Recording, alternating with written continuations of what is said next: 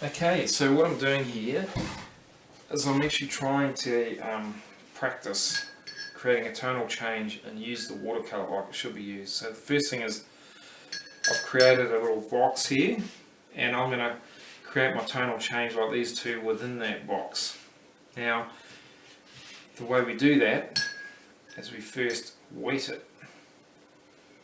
But the thing I want to mention just before we go on is that you notice that this isn't taped down like I did over here, and as a result of that, when I applied the watercolour, it's created a bowing in it, and it sort of affects how the paint flows across the paper, and it's the reason why we want to size it and tape the paper down so that doesn't happen. So this is just proving why you don't do it loose like this. Okay, so I'm going to wet this area. This is the bit that I want to apply the paint to. I'm going to wet that area, and I'm going to try and get it onto the lines close. Whoops, just went over that line a little bit.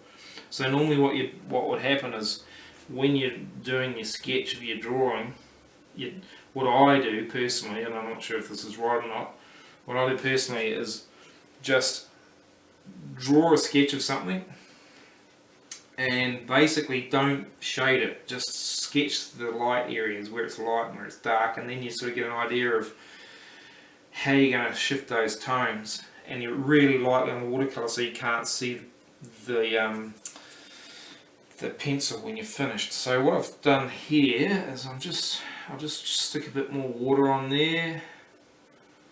Okay, and the idea is now to shove a bit more water over here. So what I want to do is get an idea by chucking water in here. I want to get my tone changes and different amounts of pigment within the water. What I'm using is Cotton watercolours by Winsor & Newton. They're a student paint, but very good quality.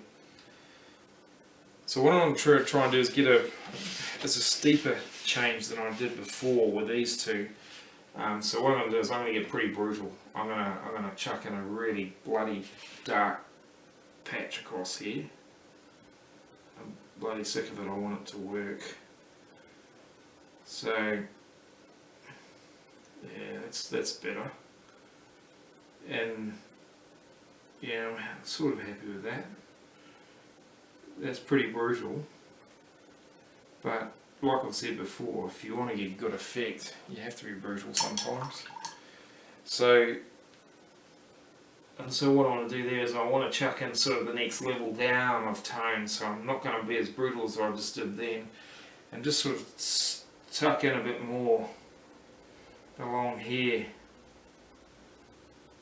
see, and some of that will start mixing with the original bit that I chucked down. And the water that's on there already allows it to disperse and not have a sharp edge and get caught. Yeah, it's sort of, because the paper's bowing up, it's sort of pulling around the sides a little bit. That's what the annoying part is. That's why it's great to have this. I'm going to just chuck a bit more. I'm going to have to get a bit more bold with it.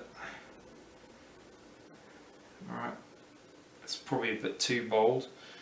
So what you can do is you can take the water off your brush and you can sort of pull a bit back. You know, you can pull the pigment back. It's probably a bit too much actually. And I sort of want to try and let the water do the work for you. So I don't want to actually stick too much on there. But you can see what I'm doing here. You can sort of, you're watching the pigment and you're shifting it to where you sort of want it to create the shade you want. And I'm sort of leaving this side alone because that's the lightest bit that I want to keep. And I want to try and pull a bit back off there. So I'll really dry my brush out there and try and just pull a bit back. See? And just play around with it like that. And then, you know, you can sort of see how you can start to get the change in tone that you want to create the effect, or, you know, whatever it is, because it's all just, that's all painting, well, to me, it's all it's about, is about light and creating the change in the light that represents something. It's probably, see here is probably too dark, it's probably changed too much, and that's quite hard to get without just chucking a bit more bloody this stuff in there. Yeah.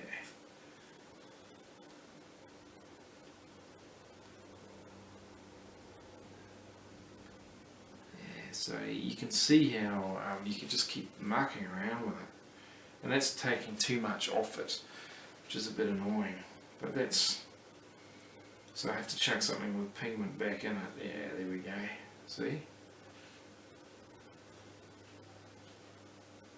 I might just leave that to dry out and see how it looks, you know, and by doing that you sort of get a feel for what you're doing properly. Okay, so I think I'll just leave it there for the moment.